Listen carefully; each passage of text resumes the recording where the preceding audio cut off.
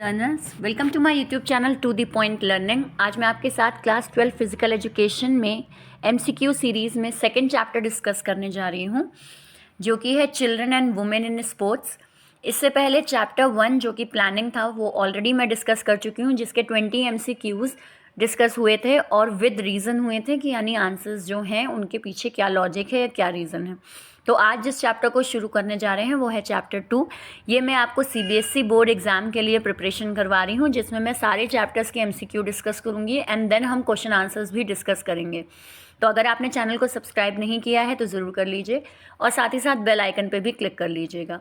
इसके साथ ही अगर आपको इस चैप्टर यानी चैप्टर 2 के किसी टॉपिक में कोई दिक्कत है तो उन सारे टॉपिक्स के यानी चैप्टर 2 के सारे जितने टॉपिक हैं उन सबका लिंक यहाँ वीडियो के डिस्क्रिप्शन बॉक्स में है, और साथ ही साथ जो चैप्टर 1 के एमसीक्यू डिस्कस किए उसका लिंक भी यहाँ डिस्क्रिप्शन बॉक्स में मिल जाएगा आपको, तो आप पर्टिकुलर वीडियो पे जाकर उसे देख सकते हैं। ये 20 एमसीक्यू सॉल्व करने से पहले मैं आपको ये सजेस्ट करूँगी कि पहले आप चैप्टर को अच्छे से पढ़ लें, वो सारे टॉपिक्स क्लियर कर लें, ताकि ये जो एमसीक्यू हम डिस्कस करें इसमें आप भी मेरे साथ साथ एमसीक्यूज़ जो हैं वो अपने अकॉर्डिंग आंसर देते जाएं और देखें कि आपके 20 एमसीक्यूज़ में से कितने सही हो रहे हैं। सो स्टार्ट करते हैं क्वेश्चन नंबर 1 से।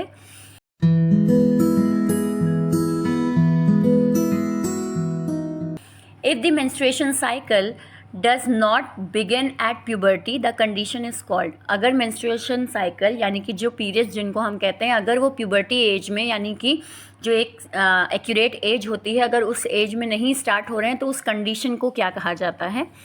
ए primary amenorrhea, secondary amenorrhea, oligo amenorrhea या डिस्मोनेरिया। तो इसमें करेक्ट आंसर जो है उसे हम कहते हैं प्राइमरी एमनोरिया। प्राइमरी एमनोरिया कहा जाता है जब जो करेक्ट मेंस्ट्रुअल साइकिल का पीरियड है अगर तब स्टार्ट नहीं होते हैं मेंस्ट्रुएशन, तो उसे हम कहते हैं प्राइमरी एमनोरिया। देन आते हैं क्वेश्चन नंबर 2 पे, जो कि है एक मैच द फॉलोइंग आपका। तो यहाँ पे एक साइड आपको सारे के सारे जितने डिफॉर्मिटीज़ हैं वो दे रखी हैं और दूसरी तरफ आपको उसके रिगार्डिंग कुछ रीजंस दे रखे हैं। तो ये आपको करेक्ट मिलाना है कि करेक्ट आंसर क्या होगा। तो अगर हम देखें तो आपका करेक्ट आंसर जो इसमें करेक्ट एक कॉम्बिनेशन बनेगा वो बनेगा ए ऑप्शन का, यानी कि ये वाला करेक्ट ऑप्शन है। अब कैसे हम इसको पिकअप करते हैं? सबसे पहले है नॉकनी, यानी ए ऑप्शन जो है इसका सही आंसर। ये आपके कॉम्बिनेशन दे रखे हैं ABCD, ठीक है। तो ए का आंसर 3 है, तो बिल्कुल नॉकनी का मतलब होता है जो नी होती है आपकी, touch each other in normal standing. जब घुटना एक दूसरे को, नॉर्मल आप खड़े हैं तो भी घुटना एक दूसरे को टच कर रहा है, तो वो सिचुएशन नॉकनी कहलाती है, जिसको हम वेलगम, जेनु वेलगम भी कहते हैं। किम्फोसिस, तो किम्फोसिस का आंसर है आपका फर्स्ट वन, यानी इंक्रीज एक्सेजरेशन ऑफ बैकवर्ड कर्व। पीछे जो हड्डी है उसका आगे की ओर इंक्रीज होना, बैकवर्ड यानी पीछे की ओर बढ़ जाना आपका किम्फोसिस कहलाता है। देन आते हैं लॉर्डोसिस का मतलब क्या होता है? तो लॉर्डोसिस का मतलब होता है इनवर्ड कर्वेचर, यानी हड्डी जो है वो अंदर घुसती जा रही है, तो उसे हम, उस सिचुएशन को हम लॉर्डोसिस कहते हैं। और लास्ट है बोलेक। तो बोलेक का करेक्ट आंसर है सेकेंड ऑप्शन, जो कि है वाइड गैप बिटवीन द नीज, दोनों घुटनों के बीच बहुत ज़्यादा गैप होना, तो उसे हम कहते हैं किम्फोसिस। तो ये आपका करेक्ट आंसर होगा इसमें। तो कॉम्बिनेशन जो हमारा है वो ABCD का है, और आपको ध्यान ये देना है कि ABCD के जस्ट नीचे कौन कौन से नंबर लिखे हैं। फॉर एग्जांपल अगर हमारा सही आंसर जैसे यहाँ पे ए ऑप्शन है, तो अगर आप देखें तो A का 3, B का 1, C का 4 और D का 2, इस तरीके से हम ये मैच द फॉलोइंग क्लियर करते हैं। देन आते हैं नेक्स्ट क्वेश्चन पे, question number 3। Menarche is related to, menarche किससे रिलेटेड है? Ending of menstrual period in women, beginning of menstrual period in women, या टाइम ऑफ प्रेगनेंसी, या फिर स्पाइनल डिफॉर्मिटी। सो इसमें जो करेक्ट आंसर है आपका वो है B option, beginning of menstrual period को हम मेनार्ज कहते हैं, यानी कि जो स्टार्टिंग जब लड़की को पहली बार पीरियड्स होते हैं तो उसको हम क्या कहते हैं? बिगिनिंग ऑफ मेंस्ट्रुअल साइकिल कहते हैं या मेंस्ट्रुअल पीरियड कहते हैं, और मेनार्ज कहा जाता है इसको। देन आते हैं क्वेश्चन नंबर 4 पे। आपको एक डायग्राम दे रखा है, यहाँ पे आपको ये आइडेंटिफाई करना है कि ये डायग्राम किस चीज़ का है। सो इसमें correct answer A option scoliosis, B किम्फोसिस, C lordosis या राउंड शोल्डर। तो बिल्कुल इसमें जो करेक्ट आंसर है आपका वो होगा बी ऑप्शन, यानी किम्फोसिस। अब अगर आप ध्यान दें, अभी हमने मैच द फॉलोइंग डिस्कस किया था, जब हड्डी बाहर की ओर निकल आए, जैसे आप यहाँ शोल्डर के पास देख रहे हैं हड्डी बाहर निकली हुई है, ठीक। तो ये हड्डी जो बाहर निकलती है इसे हम किफोसिस कहते हैं। हड्डी बहुत अंदर घुसती है तो वो लॉर्डोसिस कहलाता है, और हड्डी एस शेप या फिर सी शेप बनाने लगती है तो उसे हम कहते हैं स्कोलियोसिस। नेक्स्ट आते हैं क्वेश्चन नंबर 5 पे। Large lateral curve is known as, एक बड़ा सा लेटरल कर्व अगर बन रहा है तो उसे क्या कहा जाता है? हाइड्रोलिन, फ्रिक्शन, पॉलिशिंग या स्कोलियोसिस। ऑप्शंस काफ़ी इजी हैं, तो अगर आपको ये वाला नहीं भी आता होगा तो आप अंदाज़ा लगा लेंगे कि हमने जो टर्म पढ़ा है वो स्कोलियोसिस पढ़ा है। हाइड्रोलाइन, फ्रिक्शन, पॉलिशिंग, ये सारी चीज़ें आपके पीरियड से रिलेटेड है नहीं, फ्रिक्शन है बट फ्रिक्शन की डेफिनेशन यहाँ कर्व से रिलेटेड कुछ भी नहीं आएगी। तो बिल्कुल इसमें आंसर होगा डी ऑप्शन, स्कोलियोसिस। अब ये है क्या? लेटरल कर्व, यानी कि जो आपकी रीढ़ की हड्डी है उसका बहुत ज़्यादा कर्वी होना, कर्व बन जाना, या तो सी शेप का या फिर एस कर्व बन जाना, इस तरीके का शेप बन जाना बैकबोन का, तो स्कोलियोसिस कहलाता है। नेक्स्ट आते हैं question number 6। Again diagram base है कि पोस्चरल डिफॉर्मिटी को आइडेंटिफाई करें।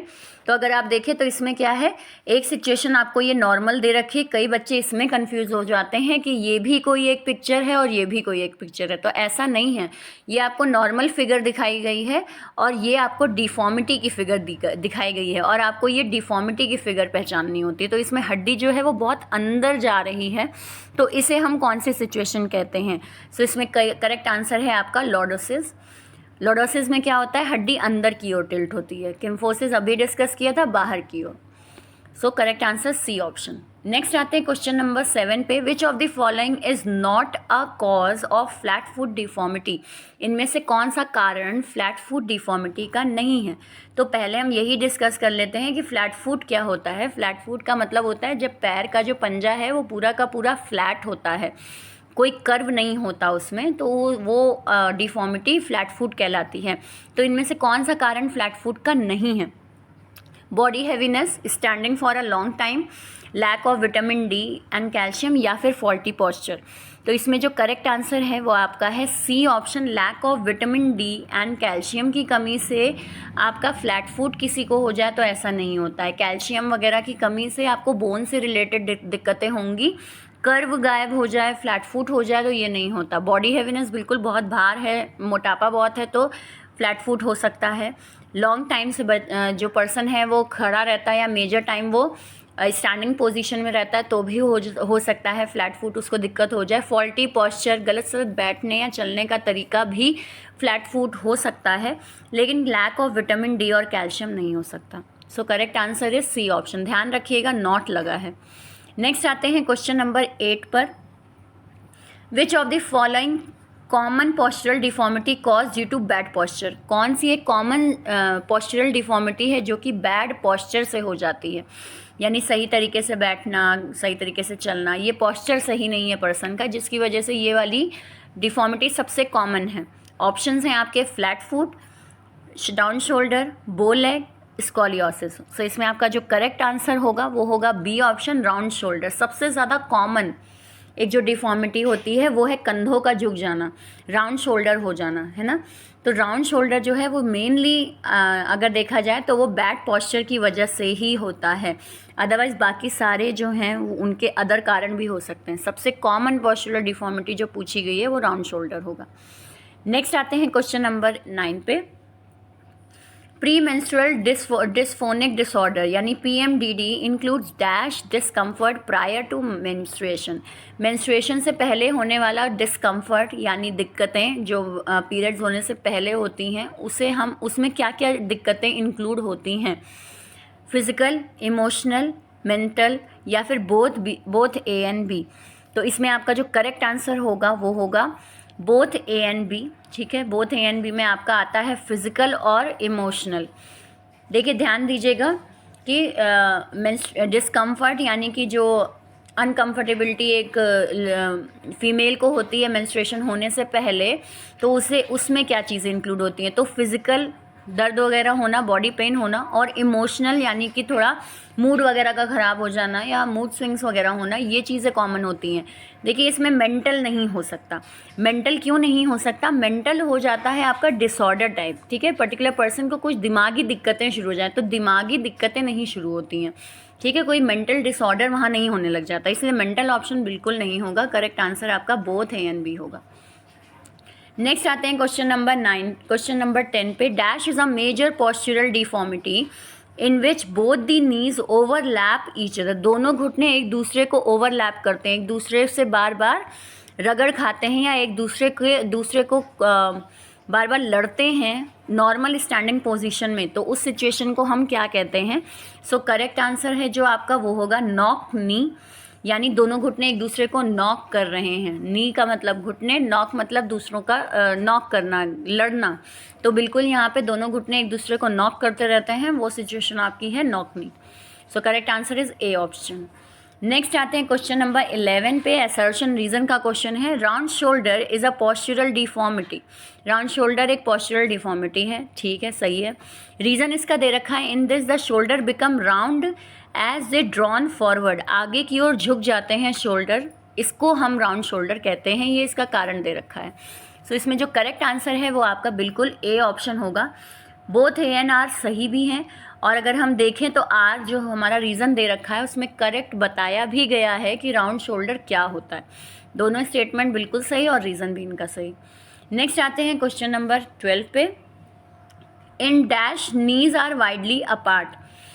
इस सिचुएशन में नीज जो घुटने होते हैं एक दूसरे से बहुत दूर होते हैं, वाइडली अपार्ट होते हैं। तो जब एक दूसरे से दूर होते हैं तो वो सिचुएशन आपकी बी बोलेग्स बनाती है। बोलेग अगर हम फिगर देखें तो उसमें नॉर्मल स्टैंडिंग पोजीशन में पर्सन खड़ा है तो उसके घुटने एक दूसरे से काफ़ी दूर होंगे, घुटनों का जो स्पेस होगा वो बहुत ज़्यादा होता है, तो वो चीज़ क्या कहलाती है? बोलेग कहलाती है। नॉक नीज का जस्ट अपोजिट होता है कि दोनों घुटने एक दूसरे से बहुत पास होते हैं, एक दूसरे से लड़ रहे होते हैं, तो वो चीज़ आपकी नॉकनी कहलाती है। So correct answer is B option.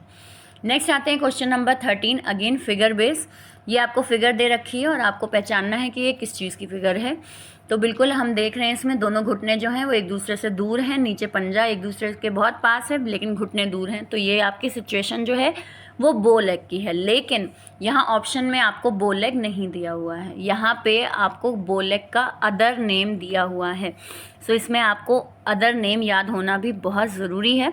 सो इसमें जो करेक्ट आंसर होगा वो है आपका जेनु वेरम। जो बो लेग सिचुएशन होती है उसे हम जेनु वेरम कहते हैं, और जो आपके नॉकनी की सिचुएशन होती है उसे हम जेनु वेलगम कहते हैं, ठीक। तो ये चीज़ आपकी क्या है? बो लेग दिया हुआ है और इसका अदर नेम है आपका जेनु वेरम। नेक्स्ट आते हैं क्वेश्चन नंबर 14 पे, अगेन मैच द फॉलोइंग दे रखा है। एक तरफ आपको डिफॉर्मिटीज़ दे रखी हैं और दूसरी तरफ उनसे रिलेटेड आसन दे रखे हैं जो कि करने चाहिए अगर किसी पर्सन को नॉकनी है तो अगर किसी पर्सन को कोई डिफॉर्मिटी है तो उससे रिगार्डिंग आसन दे रखे हैं। तो इसमें देखते हैं कौन सा आपका करेक्ट आंसर होगा। इसमें आपको मैच द फॉलोइंग कोई ट्रिकी नहीं दे रखी है, सामने दे रखा है ए का 3, बी का 4, सी का 1, इस तरीके से दे रखा है, तो आपको करेक्ट आंसर कोई दिक्कत नहीं होगी कॉम्बिनेशंस मिलाने में। सो देखते हैं क्वेश्चन नंबर 14 का, अगर हम देखें सही आंसर जो है वो ए ऑप्शन होगा। अब देखते हैं कैसे। सबसे पहले ए का 3 ऑप्शन, यानी नॉकनी अगर किसी को है तो उसे पद्मासन करना चाहिए जिससे उसकी नॉकनी बेटर होती है।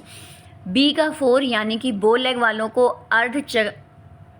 अर्धचक्रासन है, ये आपका प्रिंटिंग इसमें मिस्टेक हुई है, अर्धचक्रासन है तो बिल्कुल करना चाहिए जिनको बो लेग की दिक्कत है। देन आते हैं लॉर्डोसिस। लॉर्डोसिस का आपका आंसर जो है वो हल आसन है। और लास्ट है राउंड शोल्डर, तो राउंड शोल्डर वालों को चक्र आसन करना चाहिए। राउंड शोल्डर चक्र आसन और बो लेग जो है अर्ध चक्र आसन करना चाहिए, यानी जो आधा चक्र थोड़ा सा पीछे की ओर टिल्ट होने वाले आसन को हम अर्ध चक्र आसन कहते हैं वो बो लेग को करना चाहिए। नौकनी वालों को पद्मासन करना चाहिए ताकि दोनों घुटने एक दूसरे से दूर रहें। और राउंड शोल्डर वालों को पूरा जो चक्र आसन बनता है जिसमें पूरा हम ज़मीन छूते हैं टिल्ट होकर, वो करना चाहिए जिससे जो शोल्डर हैं वो एक प्रॉपर बेस में आ जाए। और इसके अलावा लॉर्डोसिस के लिए आपका जो आसन दे रखा है वो हल आसन दे रखा है। सो दीज आर दी आसन, आपको ये भी याद होने चाहिए, तभी मैच द फॉलोइंग का करेक्ट कॉम्बिनेशन आपका बनेगा। नेक्स्ट आते हैं क्वेश्चन नंबर 15 पे, which of the following is a causes of या कॉज ऑफ किम्फोसिस, किम्फोसिस का कारण क्या हो सकता है इनमें से? Disease affecting vertebra, habitual over eating, wearing light and shapeless clothes, या फिर नन ऑफ द अबव। सो इसमें जो आपका करेक्ट आंसर है वो है C option, wearing light and shapeless cloth. Kyphosis किस कारण से हो सकती है? किम्फोसिस सिचुएशन होती है जब जो बैकबोन है वो बहुत ज़्यादा बाहर निकली है, नेक के एरिया की जो बोन है वो बहुत ज़्यादा बाहर की ओर कर्व है उसका, तो वो आपकी सिचुएशन जो होती है वो किम्फोसिस की होती है। तो बिल्कुल किम्फोसिस का कारण आपका हो सकता है कि बहुत ढीले ढाले कपड़े या बहुत ही लाइट वेट कपड़े पहनते हैं जिससे जो बॉडी है उसको कोई शेप ही नहीं मिल पा रहा है, वो बिल्कुल फ्री है, तो उस केस में हड्डी आगे की ओर बढ़ने के चांसेस होते हैं। So C option is the correct one. Next आते हैं क्वेश्चन नंबर 16 पे। Light and infrequent menstruation occur when a woman has, यानी कि मेंस्ट्रुएशन जो है यानी पीरियड्स जो हैं वो इनफ्रीक्वेंट हैं या बहुत कम हो रहे हैं, तो उस सिचुएशन को क्या कहा जाता है? Abnormal uterine bleeding, amenorrhoea, oligo amenorrhea, या फिर फाइब्रॉइड्स। तो इसमें जो करेक्ट आंसर है वो आपका है सी, ओलिगो एमनोरिया। एमनोरिया का मतलब हो जाता है कि बिल्कुल एब्सेंस होना, पीरियड्स हो ही नहीं रहे हैं, और ओलिगो एमनोरिया का मतलब होता है बहुत कम हो रहे हैं। तो ये कुछ टर्म्स हैं जो बहुत अच्छे से याद करने पड़ेंगे आपको। जैसे मेनार्च का मतलब होता है फर्स्ट टाइम ब्लीडिंग, और एमनोरिया का मतलब होता है पीरियड्स का होना ही नहीं, ठीक है, और एब्सेंस ऑफ पीरियड्स, और ओलिगो एमनोरिया का मतलब होता है light and frequent menstruation cycle होना। तो ये तीन टर्म बहुत ही ज़्यादा आपसे पूछे जाते हैं इस चैप्टर में जब आप फीमेल एथलीट ट्रायड वगैरह पढ़ते हैं, तो ये बहुत इंपॉर्टेंट टॉपिक है और ये इनके बहुत इंपॉर्टेंट टर्म्स हैं। देन आते हैं नेक्स्ट क्वेश्चन नंबर 17 पे। लोडोसिस, अगेन असर्शन रीजन का question. Lordosis is treatable by doing tadasana. Lordosis को हम सही कर सकते हैं ताड़ासन और भुजंगासन करके। रीज़न इसका दे रखा है, these asanas strengthen the muscles, ये आसन जो है वो मसल्स को स्ट्रॉन्ग करते हैं जो कि बॉडी को हेल्प करता है बैलेंस रखने में। सो इसमें जो आपका करेक्ट आंसर होगा वो है डी ऑप्शन, यानी कि ए गलत है और आर सही है। आर इसलिए सही है कि ये आसन स्ट्रेंथन मसल्स को तो देते हैं, मसल को स्ट्रॉन्ग तो बनाते हैं, बॉडी को बैलेंस भी करते हैं। ताड़ासन और भुजंगासन में बैलेंसिंग ही सीखा जाता है, लेकिन ताड़ासन और भुजंगासन लोडोसिस को सही नहीं करते हैं, ये उनके आसन नहीं हैं। अभी हमने पढ़ा था लोडोसिस जो होता है वो आपका करेक्ट करता है, जो आसन है आपके उनमें लोडोसिस से इससे रिलेटेड आप अर्धचक्र आसन करते हैं, तो ये आपका करेक्ट आसन इसमें नहीं दे रखा है, इसीलिए ए फॉल्स है और आर की स्टेटमेंट जो है वो अपने आसन के हिसाब से सही है। नेक्स्ट आते हैं क्वेश्चन नंबर 18 पे। In bow legs there is, bow leg की सिचुएशन में क्या होता है? Wide gap between the knees, plain foot sole, knees colliding with each other, both legs curving inwards. तो इसमें जो करेक्ट आंसर है आपका वो है A option, wide gap between the knees, दोनों घुटनों के बीच गैप बढ़ता जाता है, उसे हम बो लेग कहते हैं। बाकी प्लेन फुट की बात करें तो ये फ्लैट फुट कहलाता है। नी कोलाइडिंग, दोनों जो घुटने एक दूसरे को कोलाइड कर रहे हैं, तो ये सिचुएशन आपकी नॉकनी कहलाती है, ठीक। तो ये आपका बाकी सारे ऑप्शंस अलग हैं, correct option is A option. Next आते हैं क्वेश्चन नंबर 19 पे। एक फिगर दे रखी है आपसे और पूछा गया है इस फिगर में कौन सी डिफॉर्मिटी है, पोस्चरल डिफॉर्मिटी पहचानें। तो इसमें बिल्कुल आपको फ्लैट फुट सिचुएशन दे रखी है कि जो पैर है उसमें कहीं कर्व नहीं बन रहा है, बिल्कुल फ्लैट है वो ज़मीन पर पैर, तो ये सिचुएशन आपकी फ्लैट फुट डिफॉर्मिटी की है। नेक्स्ट आते हैं क्वेश्चन नंबर 20 पे। The exact period of menarche depend on the biological, genetical and dash factor. जो एक एग्जैक्ट पीरियड होता है मेनार्च का, यानी फर्स्ट पीरियड का या फर्स्ट ब्लीडिंग का इन अ फीमेल, तो वो किस चीज़ पर डिपेंड करता है?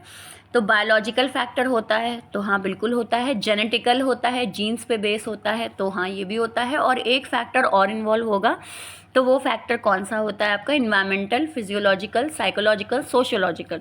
तो इसमें जो करेक्ट आंसर है वो ए ऑप्शन है, इन्वायरमेंटल फैक्टर अफेक्ट करता है एक फीमेल के मेनार्च पीरियड को। अगर हम देखें तो आज के समय में अगर हम बात करें तो पुराने टाइम के कंपैरिजन आज के समय में फीमेल को मेनार्च जो होता है वो अर्ली एज में हो जाता है। तो ये चीज़ क्या है? इन्वायरमेंटल फैक्टर है कि इन्वायरमेंट उस हिसाब से चेंज हो रही है जिसका असर फीमेल की बॉडी पे पड़ता है, और इस वजह से उनके मेनार्च पीरियड जो है वो जल्दी एग्जिस्ट होते हैं। तो यहाँ पे करेक्ट आंसर जो एक और होगा वो इन्वायरमेंटल होगा। सो आई होप आपको ये 20 क्वेश्चंस अच्छे से समझ में आए हों और आपके लिए हेल्पफुल हों। अगर आपको किसी भी क्वेश्चन में कोई भी डाउट है तो कमेंट सेक्शन में ज़रूर लिखें। साथ ही साथ अगर आपको पीएड सब्जेक्ट या पीएड के किसी भी टॉपिक से आपको कोई भी डाउट है तो वो भी आप कमेंट सेक्शन में लिख सकते हैं। और मेरे बाकी वीडियोस के लिए चैनल को सब्सक्राइब ज़रूर कर लें। वीडियो समझ में आया हो, पसंद आया हो तो लाइक का बटन ज़रूर क्लिक करें और साथ ही साथ बेल आइकन भी ज़रूर क्लिक कर लीजिए, बिकॉज इसमें मैं आपको चैप्टर 1 से लेके 10 तक के सारे MCQs and then question answers discuss करूँगी आपके बोर्ड प्रिपरेशन के लिए, CBSE बोर्ड प्रिपरेशन के लिए। तो उसके लिए आपको चैनल को सब्सक्राइब और बेल आइकन पे क्लिक करना ज़रूरी है। So thank you and have a nice day.